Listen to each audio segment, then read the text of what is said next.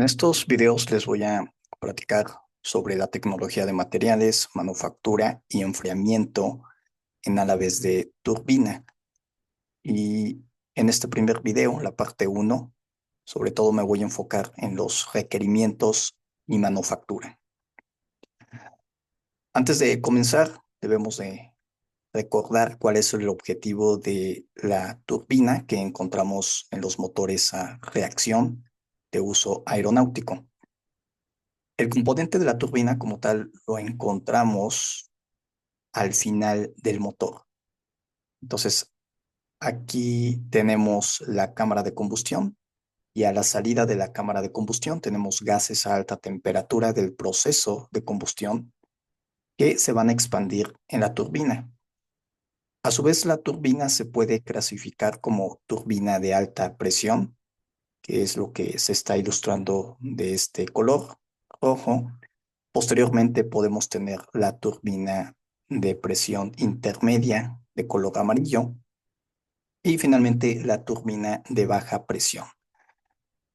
Entonces, cada una de estas turbinas se conecta por su propio eje, también con el compresor de alta, el compresor intermedio y el compresor de baja. El objetivo de este proceso de la turbina es un proceso termodinámico, es extraer la energía del aire para rotar el compresor y el fan. El objetivo de la turbina como tal en un motor turbofan moderno no es generar la fuerza de empuje. Su objetivo principal es generar ese trabajo que necesitamos para mover el compresor y lo más importante, mover el fan.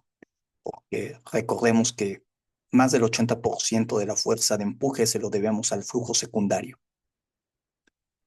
Se busca alcanzar mayores temperaturas en la turbina porque más calor disponible significa más eficiencia del ciclo, más empuje y menor consumo de combustible. Esto está relacionado con el ciclo Brayton. Aquellos que estudiaron el ciclo termodinámico Brayton entienden de que a mayor temperatura vamos a tener una mayor eficiencia térmica en la máquina. Por lo tanto, lo que buscamos en la turbina cada vez es alcanzar mayores temperaturas. Y el límite no lo impone como tal la termodinámica, sino los materiales, es decir, cuánto puede soportar el álabe de la turbina sin deformarse o llegar a la fractura. Algunos requerimientos. Primero, los álabes de la turbina, si nos enfocamos en la turbina de alta presión, que es la que encontramos justo a la salida de la cámara de combustión, deben operar en gases que pueden superar los 1600, 1800 grados Celsius en motores modernos. Algo importante es de que el material base del álabe no soporta esta temperatura de forma directa. Tenemos el punto de fusión de las superradiaciones de níquel, que son las que tradicionalmente se usan para fabricar los álabes. El punto de fusión está entre los 1250 a los 1350 grados Celsius.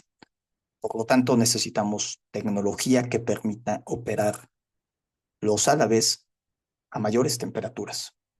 Es aquí donde entra la refrigeración interna por aire y recubrimientos térmicos cerámicos, TVC, que es lo que vamos a ver más adelante, para que la temperatura efectiva del material se mantenga en el rango de los 850 a los 1050 grados Celsius, por debajo del punto de fusión. También al final vamos a ver la nueva tecnología en materiales, que como tal usamos materiales cerámicos o materiales compuestos cerámicos. En motores turbofan modernos de uso comercial, un único álabe en la turbina puede alcanzar una velocidad aproximada de 15.000 revoluciones por minuto. Si consideramos un álabe con una masa de 500 gramos, esto es suficiente para generar una fuerza transmitida al disco de hasta 20 toneladas fuerza, dado la fuerza centrípeta que encontramos en estos álabes. Los gases de combustión contienen oxígeno y partículas agresivas como azufre, vanadio, sales. Por lo tanto, tenemos este requerimiento adicional, que los materiales y los recubrimientos que se usen, pues debe de tener alta resistencia a la oxidación. Un requerimiento crítico es lo que se conoce como el CRIP. Lo podemos traducir como deformación por fluencia lenta, lo cual es la deformación lenta y reversible de un material bajo carga constante a altas temperaturas. Esta condición es uno de los modos de falla más críticos en los álabes de la turbina. Un álabe que falla por creep no se rompe de golpe al inicio, sino que va perdiendo geometría y resistencia hasta que ocurre la fractura final. Podemos ver en este gráfico, en el eje horizontal el tiempo, el eje vertical la deformación. Aquí lo importante a tener en cuenta es de que es una carga constante y a alta temperatura, lo cual es diferente con la fatiga, porque en la fatiga es una carga cíclica y el efecto de la temperatura no es tan relevante. Puede suceder sobre todo a una temperatura ambiente. Pero aquí, repito, tenemos una carga constante a elevada temperatura y lo que vamos a encontrar es que con el tiempo la deformación se hace evidente. Para el CRIP se clasifica como una zona primaria, zona secundaria y la zona terciaria. La zona terciaria es la crítica porque es donde se acelera la deformación que potencialmente nos puede llevar a la fractura final. En esta imagen podemos ver a más detalle el componente de la turbina de alta sobre todo. Y aquí tenemos el eje. El eje está unido al disco del fan y es en el disco donde se sujeta cada uno de los alabes de la turbina. Similar al disco del compresor, el disco de la turbina se considera un componente crítico. Bajo los requerimientos de la FAA, ambos están en la categoría de parte controlada. ¿Esto qué significa? De que una falla en el disco puede resultar catastrófico para la aeronave, para la integridad de la aeronave. Entonces, nos vamos a enfocar en la tecnología de los álabes, lo cual es importante para evitar la fractura de los álabes o que esa condición de falla se pueda propagar también al disco. Vamos a comenzar con los métodos de manufactura. En, en los inicios, el método de manufactura que se usó es lo que se conoce como manufactura convencional, o lo que va a resultar es en una estructura policristalina.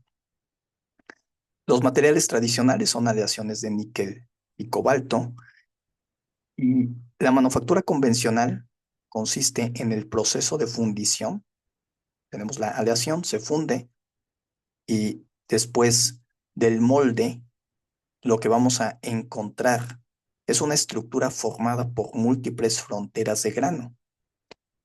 En estas fronteras es susceptible la corrosión, oxidación y el inicio de grietas. Todo lo anterior reduce la vida útil de la turbina e impone límites a la máxima temperatura de operación. Esto tiene que ver porque el fenómeno de corrosión, si aumenta la temperatura, se va a propiciar las condiciones para tener un mayor efecto corrosivo. Aquí se ilustra cómo queda el árabe por este proceso, por esta manufactura convencional. De nuevo, tenemos el molde, se deja solidificar el material, pero como este proceso de solidificación no está controlado en cuanto a la temperatura o a la dirección, lo que vamos a encontrar es de que los granos van a quedar como se muestra, una estructura policristalina. Y es precisamente en estas fronteras donde va a ser susceptible la corrosión, oxidación y, por supuesto, el inicio de grietas. ¿Qué es lo que tenemos después? Bueno, ahora nos encontramos con la solidificación direccional.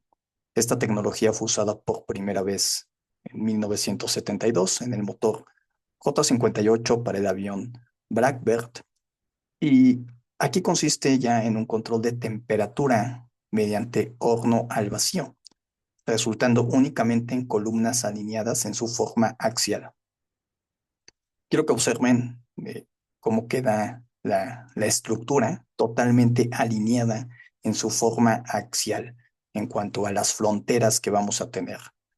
Por lo tanto, nos va a aumentar la resistencia al creep, reduce la posibilidad de corrosión y oxidación. Es así que con este método de manufactura se puede aumentar entonces la temperatura de operación y comenzar a hacer más eficiente la máquina.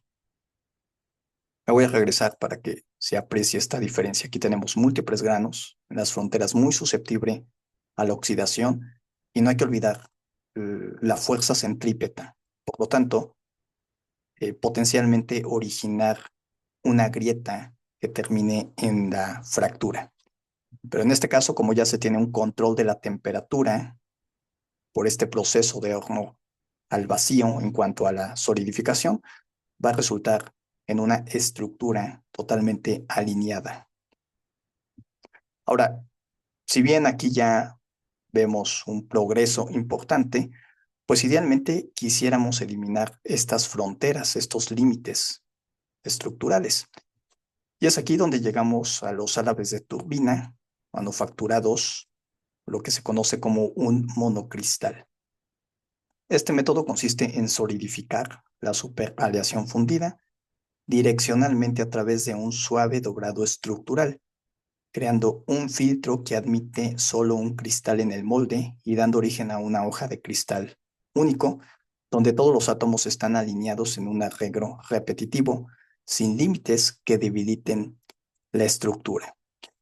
Básicamente aquí, para que sea posible tener un único cristal, nos eliminamos completamente esas fronteras. Está en la geometría, en cómo se realiza este proceso de solidificación. Entonces tenemos como una estructura en espiral y por medio de esta estructura en espiral es que se va a generar un filtro donde únicamente aquellos cristales que se puedan solidificar en la dirección especificada, diseñada, es que van a sobrevivir. De manera muy general, así es como funciona este proceso. Un filtro por medio de esta espiral. A principios de la década de 1980, esta tecnología comenzó a tener aplicaciones prácticas. En 1980, el motor JT9D para el 747, el McDonnell Douglas, el avión DC-10, también aplicaciones en el A300. Los componentes monocristalinos fueron clave para el éxito del motor TF-30 utilizado en el F-111 y aviones de combate como el F-14, F-15 y F-16. En esta imagen se aprecia mejor la diferencia en cada uno de estos métodos. Entonces, aquí nos encontramos primero, primero en estos álabes se le aplicó un recubrimiento, o más bien un tratamiento en la superficie para poder revelar la estructura interna. Comenzamos con esto, que es la manufactura policristalina, múltiples granos, muy susceptibles a la corrosión y al inicio de grietas. Luego tenemos la solidificación direccional y claramente se aprecia la estructura alineada con el eje principal del álabe. Y finalmente llegamos al monocristal. En el monocristal ya no tenemos esas fronteras que son susceptibles a la corrosión, y eso explica la razón por la cual en el monocristal podemos alcanzar mayores temperaturas. En este gráfico se ilustra el efecto de mejorar lo que viene siendo la condición de creep. En el eje horizontal tenemos el tiempo, eje vertical la deformación, y se está comparando con los tres métodos de manufactura.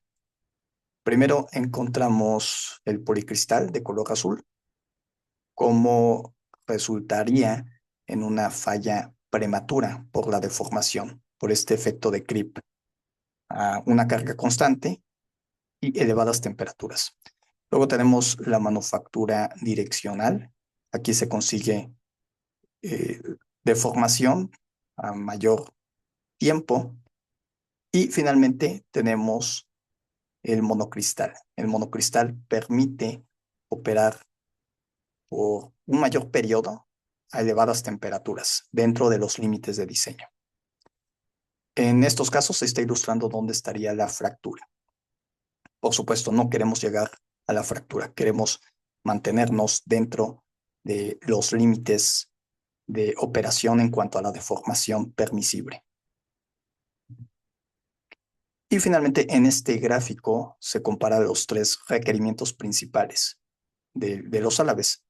La resistencia al creep, tenemos la resistencia a la fatiga térmica y la resistencia a la corrosión. Entonces, si podemos resumir cuáles son esos requerimientos críticos para los álabes de la turbina, son estos tres.